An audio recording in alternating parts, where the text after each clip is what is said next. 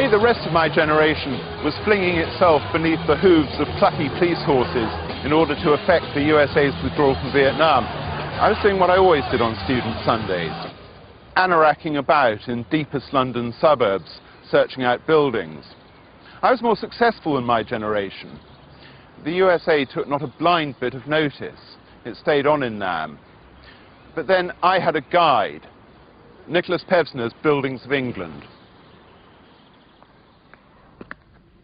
Pevsner devised, edited, and either wrote alone or collaborated on all but 4 of the English counties between the late 1940s and the mid-1970s. This was an extraordinary achievement.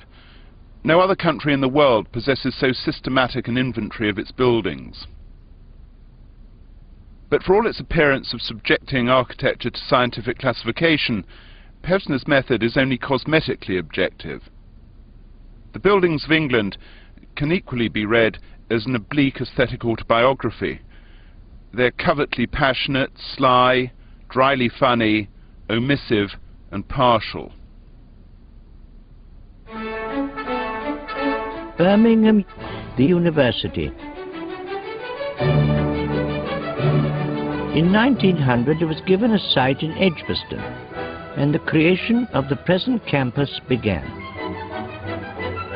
The first phase took from 1900 to 1909 and was designed by Sir Aston Webb and Ingris Bell. Emphatically and confidently red brick, but to a really rather ridiculous, monumental and academically impractical plan. Birmingham was Pevsner's first English home. He got a job in the university's Department of Commerce. He had been born in Leipzig in 1902 into a bourgeois milieu. Even as a child, he showed signs of fierce energy.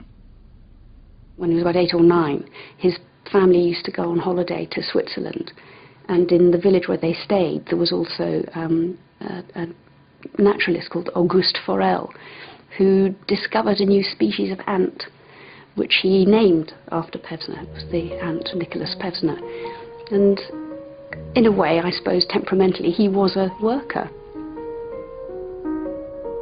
Throughout the 20s and early 30s, he pursued an academic career specializing in the Baroque, in mannerism, and in British art. In 1933, when the Nazis took power, he was a lecturer in Göttingen. Although his family had converted to Lutheranism, it was of Jewish ancestry. In the summer of that year, he left Germany, part of that forced migration which would bring European modernism first to England and then to the USA. He'd seen it coming, as most Jewish professors had. Göttingen had more than its fair share of right-wing students who quite often protested at the lectures of Jewish teachers. He realized that what would happen would be that his right to lecture would possibly be withdrawn, and he was ready to move. Birmingham's singular mix of 19th century industrial and municipal structures, its strong arts and crafts tradition, and its emphatically sylvan suburbs would have a powerful and enduring influence on his conception of Englishness, a lifelong preoccupation. And that city also helped to determine the subject of his book, An Inquiry into Industrial Art in England. By 1937, he'd settled in North London with his family. The work which made his name in Britain was Pioneers of the Modern Movement. He'd actually begun it in Germany. Again, it pretends to historical authority, but again, it is contentious and eccentrically polemical. He found the roots of modernism, unexceptionably enough, in 19th century engineers' architecture in the great iron and steel structures. But he also argued, waywardly, that the Bauhaus and Walter Gropius were indebted to William Morris and to Art Nouveau. Their austere work surely suggests that they were reacting against such decorative tendencies. He felt that in these buildings, Gropius had found a language, an impersonal language which was a natural expression of what he speaks of as the cold 20th century, where the energy is collective energy. And that's why something standardized, something impersonal, something neutral is appropriate, and not something that is the personal expression of an artist. In England, which was resistant to modernism, Pevsner's proselytizing for what was regarded as an essentially alien idiom would provoke unease all his life.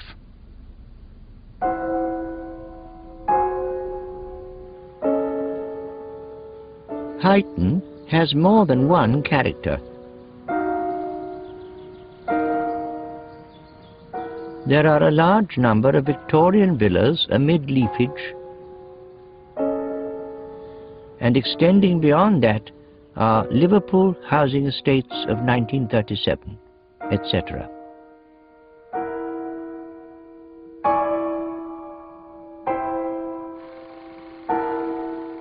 Although he had been in England for 6 years when war was declared, Pevsner was interned as an enemy alien in one of those housing estates in the Liverpool suburb of Huyton. So many academics were detained there that it was known locally as Huyton University. These were the most frightened people in the country, because they looked at themselves and said, here we are the ready-made concentration camps, already set up with just the right inmates.